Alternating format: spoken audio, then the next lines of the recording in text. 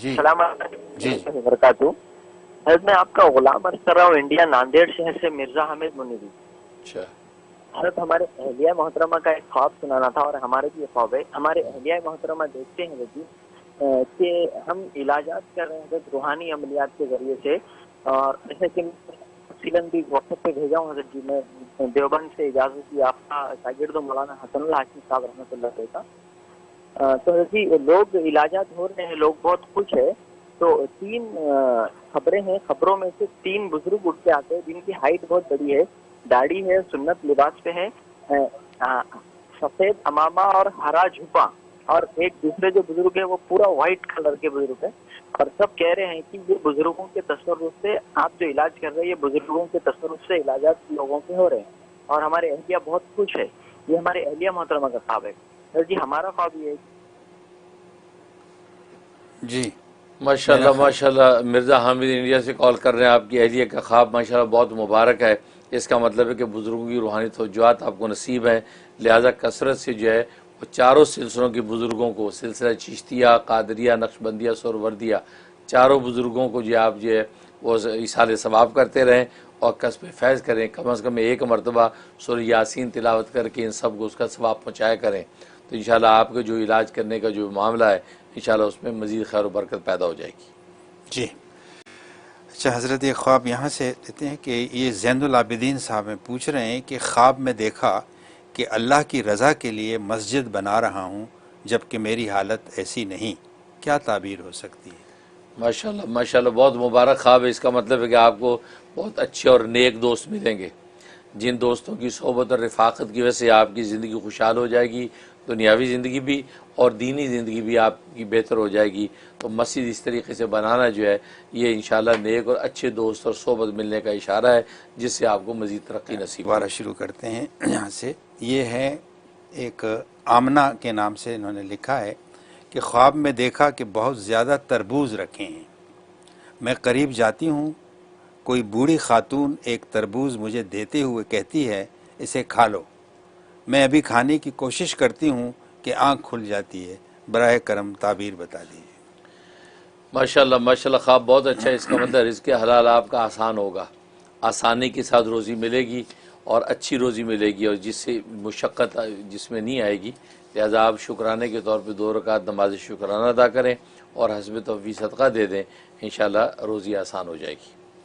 یہ کچھ مجھے چارٹس میں بڑے مختصراً سے خواب پوچھ رہے ہیں. یہ کوئی ہے گٹار 1 کے نام سے پوچھا ہے کہ خواب میں بھیڑیا دیکھا ہے. بھیڑیا دیکھا, اس کا مطلب ہے کہ کوئی دوست یا کوئی مکار دوست آپ کو نقصان پہنچانے کی کوشش نہ کرے. اگر بھیڑیا نقصان پہنچایا اس کا مطلب کوئی مکار دوست ہے جو آپ کو نقصان پہنچائے گا, لہٰذا دوستوں کے معاملات میں محتاط رہیں. کوئی رفیق صاحب نے پوچھا ہے کہ میں نے خواب میں آیت الکرسی پڑھی ہے, مجھے اس کی تعبیر بتا دیں. ماشاءاللہ, آیت الکرسی پڑھنے کا مطلب ہے کہ آپ کو ہر طرح کی حفاظت نصیب ہوگی. اگر آپ کے کوئی معاملات جو پریشان کن ہیں تو وہ درست ہو جائیں گے. آپ آیت الکرسی کا اہتمام کریں, مغرب کے بعد 19 دفعہ کم سے کم آیت الکرسی پڑھ لیا کریں, اس سے آپ کے لیے ہر طرح حفاظت و عافیت نصیب ہوگی. ٹھیک ہے, ایک کالر ہے ہمارے ساتھ. ہلو, السلام علیکم. وعلیکم السلام. جی السلام علیکم مفتی صاحب. وعلیکم السلام. ایک خواب میں پتہ نہیں کس کو فون کر کے کہتی ہوں کہ مفتی صاحب سے بات کرا دیں, تو وہ کہتے ہیں کہ آپ آ کر کے مل لیں.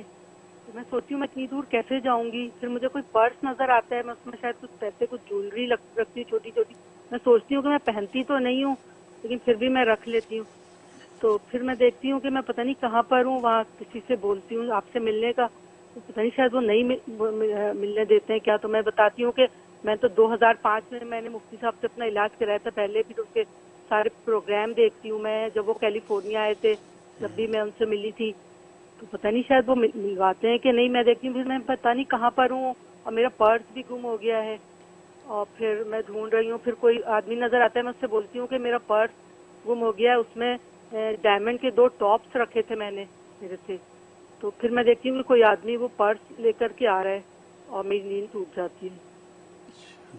جی ماشاءاللہ ماشاءاللہ, اوورآل خواب بہت اچھا ہے.